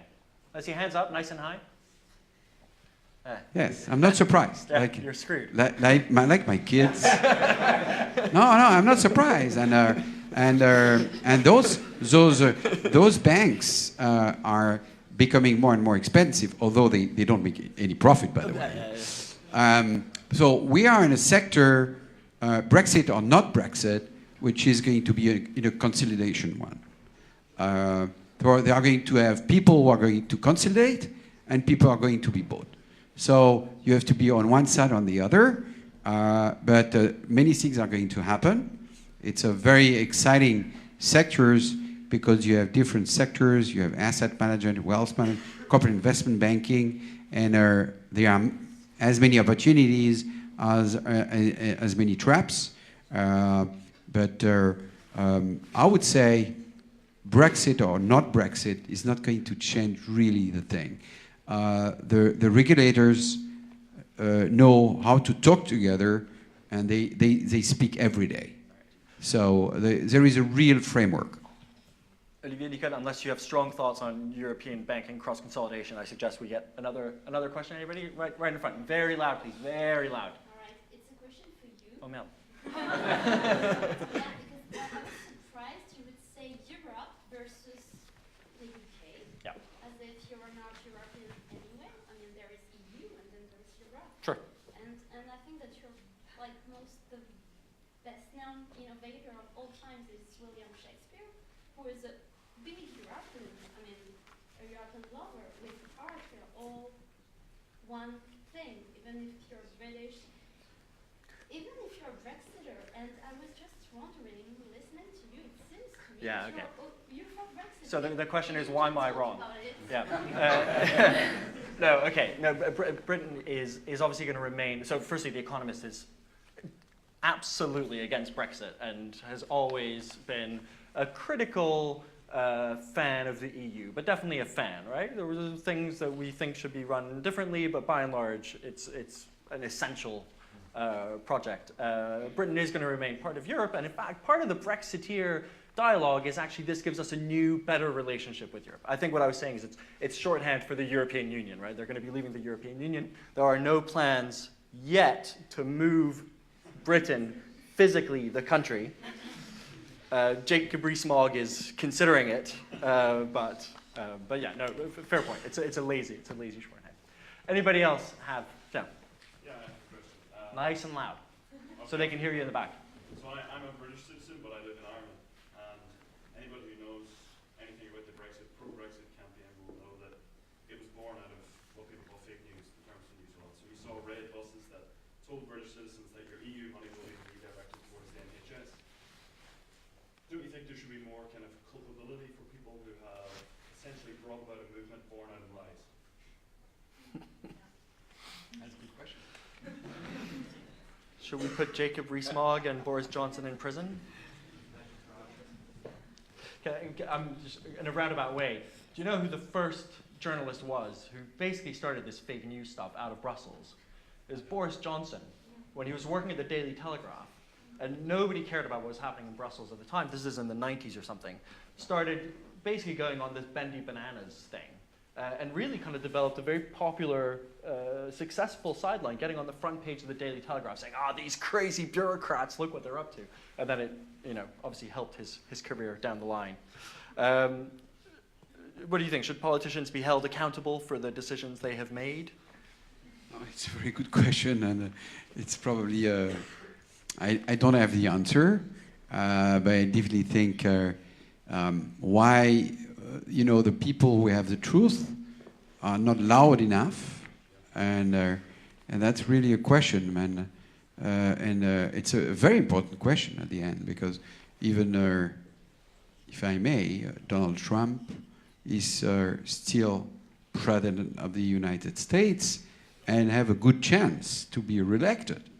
Although I'm not sure he's telling the truth every day. So it's a very good question. I don't know. I don't have any answer, at least, but it's a very good question. I don't have the answer as well, but what I would say is, one, this is not new. Politicians have always lied to be elected. I'm serious. And in France, 90% of politicians that are elected on a program do not apply that program and change 6 months or 12 months later. Yeah. This is not new. It is just that the acceleration of what you mentioned on fake news and all the blatantly untrue statements that people buy is the major concern. I'm just astounded by what I see in France regarding the Gilets jaunes, statements that, in 2 seconds you can verify is wrong, but people buy that. I mean, social media is something the humanity, along with IA, need to really think about, because I think they have potentially very perverse effects. Guys, it's 7 o'clock, so I'm conscious of time. Yeah. Does anybody have a last question up there? Nice and loud, please. I have one question that kind of arose from everything that was talked about. I mean, on the one hand, we were stressing that one of the core beliefs of the EU was always the openness, how liberal it is. And on the other side, we're saying to be competitive, we need to be on the forefront of these value-generating stuff, very innovative industries, and we're facing countries like China where there's very direct subsidies of these kind of industries, and then the US that do it maybe a little bit more covertly, but still do probably arguably a lot more for the competitive environment.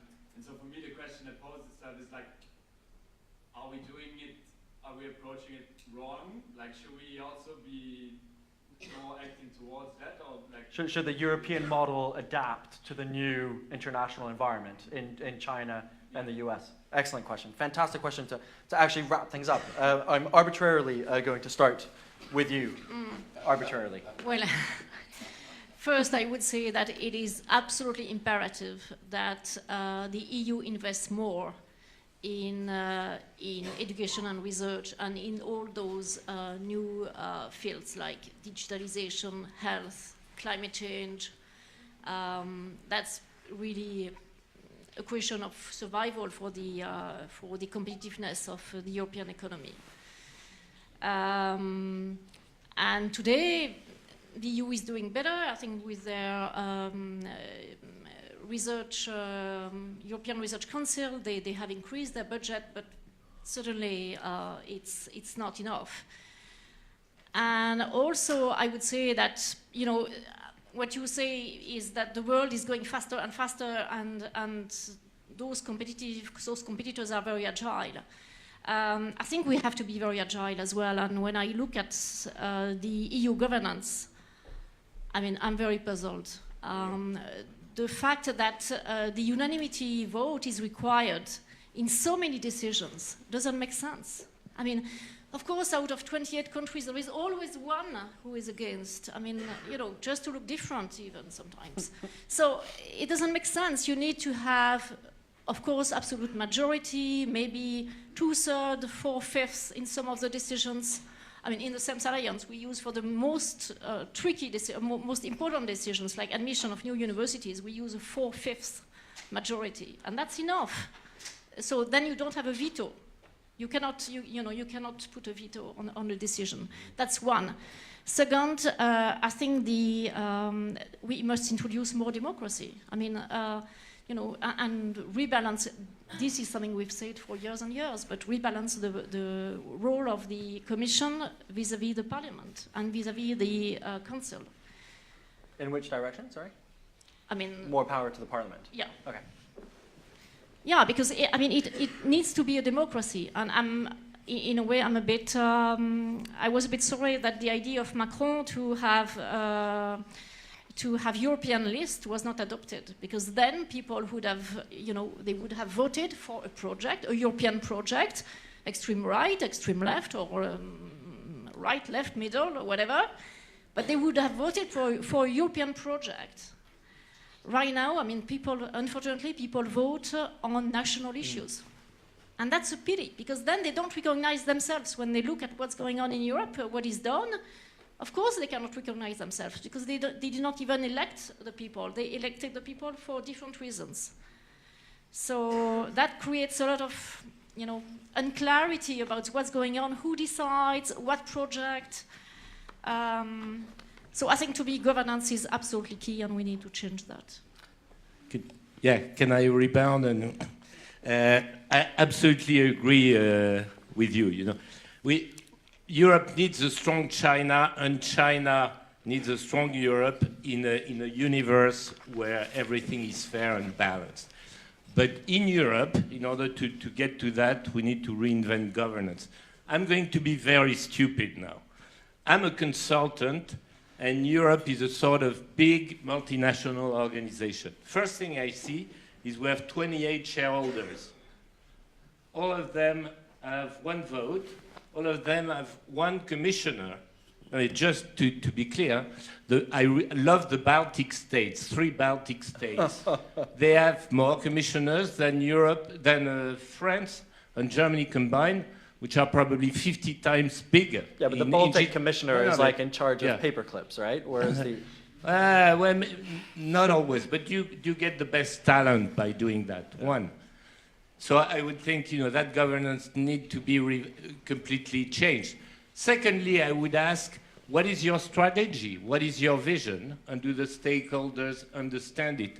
Who could write to me in one sentence the strategy of Europe for the next 10, 20 years? If you cannot, who will be able to do that in Greece or in the southern part of Italy to take 2 places? We need a vision. We need a strategy that people buy and understand. We need leadership. We had the Chinese leader in Paris, 200 yards from my office building. It was a mess. But everybody in Paris knew he was there. When Trump comes to Paris, everybody knows he's there.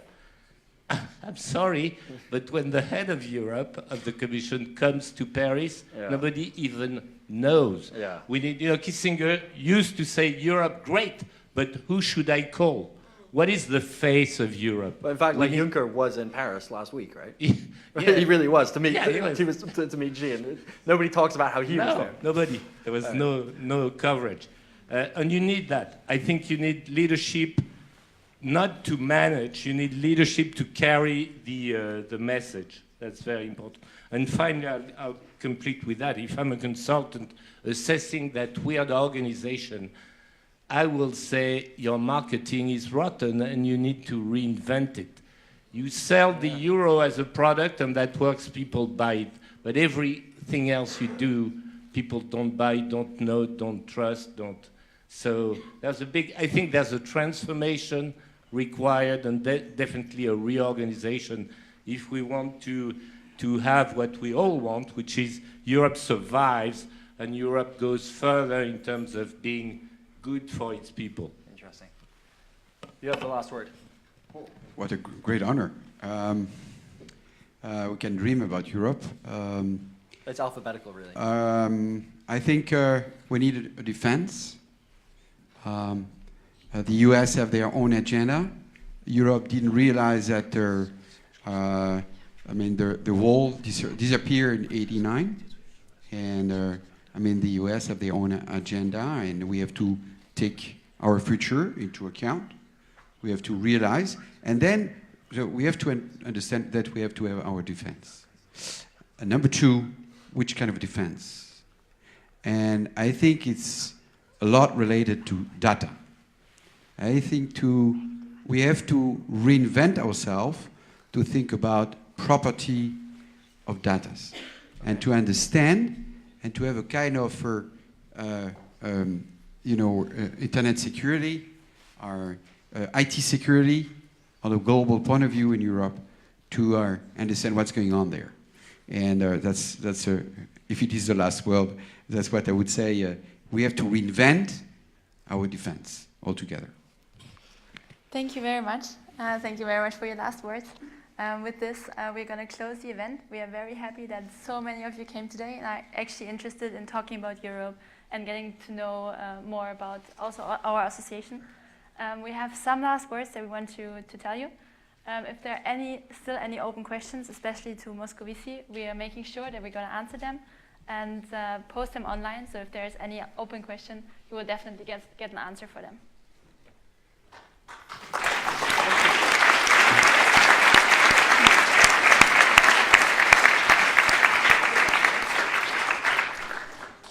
Since we're now at the end of our panel, I want to wholeheartedly thank our panelists, Nicole Desfontaines, Olivier Marchal, and Philippe Bourdeau, for coming all the way to Jouy on a Friday afternoon and discussing Europe with us.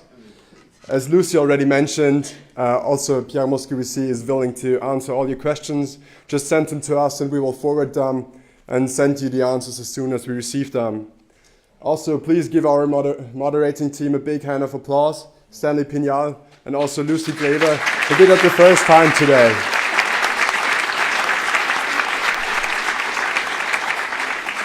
I would also like to thank the administration of HEC.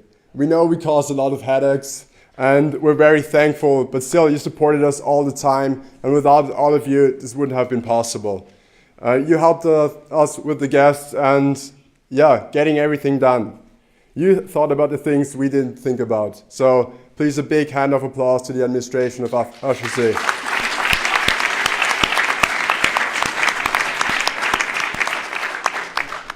Finally, to thank all of you for staying until the end and participating actively, we would like to invite you to a buffet downstairs, where we can also talk about SEMS and also the jobs Philippe and Olivier already mentioned. So please feel free to go downstairs and serve yourself. Thank you very much.